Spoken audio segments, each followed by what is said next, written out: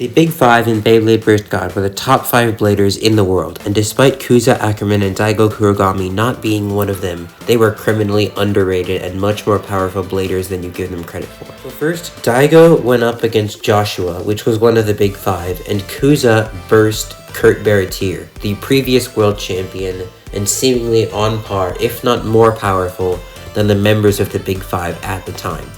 Now, Daigo's match was extremely close. He got a point off of Joshua in the first round.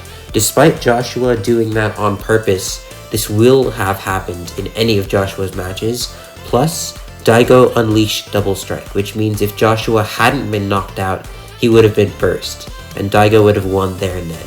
In the second battle, Daigo used his recovery system, which is the double strike, but he hit it against the wall to speed his bay up. That was a very smart play by Daigo, and he would have won if he hadn't burst first. The very last second, they both knocked each other out. Joshua hit the ground a split second after Daigo's Doomsizer burst, which means Daigo is a very powerful blader. And we've seen it before. We've seen him go up against Volt. We've seen him go up against other bladers of that caliber. Maybe not in the Big 12, but I think he was rightfully deserving to be in the Big 12 instead of maybe some other bladers. And going over Cuza's match, he went up against Kurt Baratier. Now, obviously in the first round, he didn't really go as expected, but in the second round, he showcased a moon dive, or whatever that move was called, which was a very, very powerful counter-attack.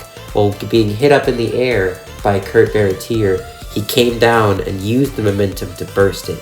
Now, this was technically plot armor on Cuza's side, because if he hadn't won, Volt wouldn't have made it to the finals, and that's the whole idea of Beyblade. The main character becomes the world champion. So it kind of needed to happen in order for Volt to move on. But despite that, Cuza is a very capable blader. So if we look at the two groups that were competing, which Group A is on top, Group B is on the bottom, it's obvious that Volt, Shu, Free, and Louie were the top 4 that were going to go to the semifinals. But if we look at the bladers, right? If we look at the bladers, Silas beat out Joshua, he beat out Xander, and he beat out Renwu. So Silas in his own right is also a very skilled blader. He's also my favorite character besides Rantaro, so I might be biased, but he definitely might have deserved a spot. In fact, if he had beaten Free with the countering his spin steal with the wheels strategy, he might have been up there.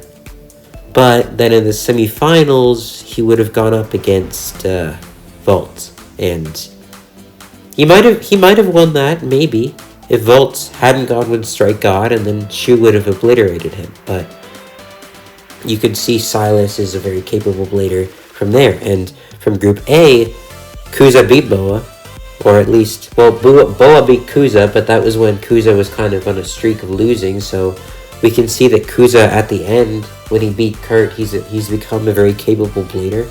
He would have been maybe 3rd in that group, maybe, because that. And then Daigo wasn't in the top 12, but he should have been, honestly. In fact, if I was going to replace anyone, I would replace Cuza with Daigo. So this was kind of just a short video talking about how, besides the Big 5, the previous and the new Big 5, which does include Silas, there are definitely other candidates that were very, very powerful and might have made it on that list. These include Daigo and Cuza. And Xander. Xander is still very, very powerful. He just lost to Silas because of the wrong strategy. And so yeah, that's pretty much it for this video. Subscribe if you enjoyed. Have fun, and don't forget to keep on blading. Also, let me know your thoughts on some underrated bladers in the comments.